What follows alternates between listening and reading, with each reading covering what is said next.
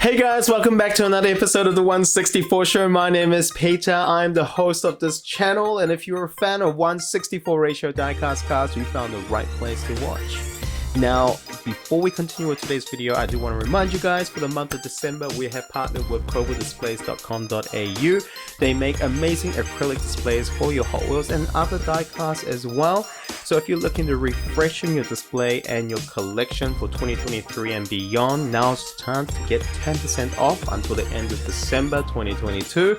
Use the code DAR164SHOW all in one word before you check out. And they do global shipping as well, but remember there is a $100 Australian minimum spend to qualify for that 10% off. Without further ado, let's get into today's video. 2022 has been a very good year. Like I've always said in my previous wrap-up videos, it's been a fascinating year with some good and bad ones as well. Now let's look into the top 5 best super treasure hunts. Starting from number 5 is the Skyline HD2000 GTX, or it's also known as the Hakosuka. And this is number 5 and not any higher possibly because of the color combination. I personally quite like this, but I think the market perception has dropped quite a lot and it didn't quite stand out, and I think it's because they didn't make the wheels and the car stand out from the mainline version. Yeah, it was a very odd one because the resale value or the aftermarket resale value dropped a lot in the last couple of weeks, and you're looking at about what, 120 New Zealand dollars, maybe a bit less for the long car super treasure hunt. It was about 150, 160 when it first was released. And then the short card, you're looking at about 250 New Zealand dollars, maybe a bit less now. Just the market's been a bit of a downturn, so no popular cars or desirable cars are not going for that high. Moving on to number 4 is the 34 Ford, the Golf livery.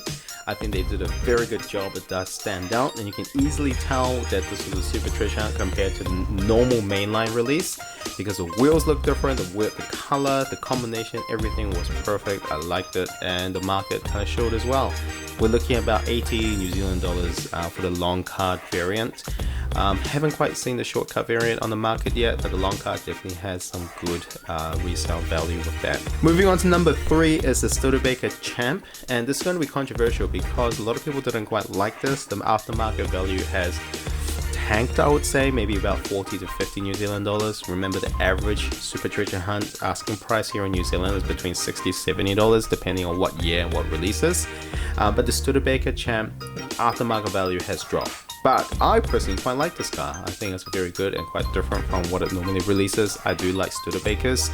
And the Champ is a good, nice looking super treasure hunt in my opinion. Moving on to number 2 is the Lamborghini Miura. Lamborghini Miura is not a very common release, but they have gone hard with the release of Miura this year. And I know that they're releasing a Redline Club next year of the Miura. Can't wait to see that as well. But the Super Treasure Hunt Orange Miura had a lot of detail in this. It stands out, the wheels are very good.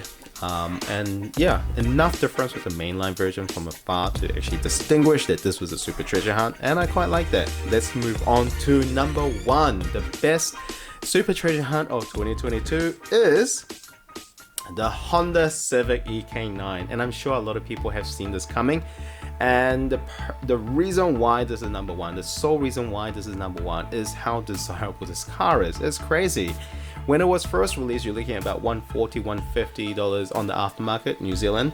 Now you're poor $180 to $200 New Zealand to get one of these on the long card version on that's a really good condition. Short cards can go more, 250 plus New Zealand dollars up to 300 depending on if the market's good or not. But it's a very strong contender for one of the best super treasure hunts released in terms of resale value.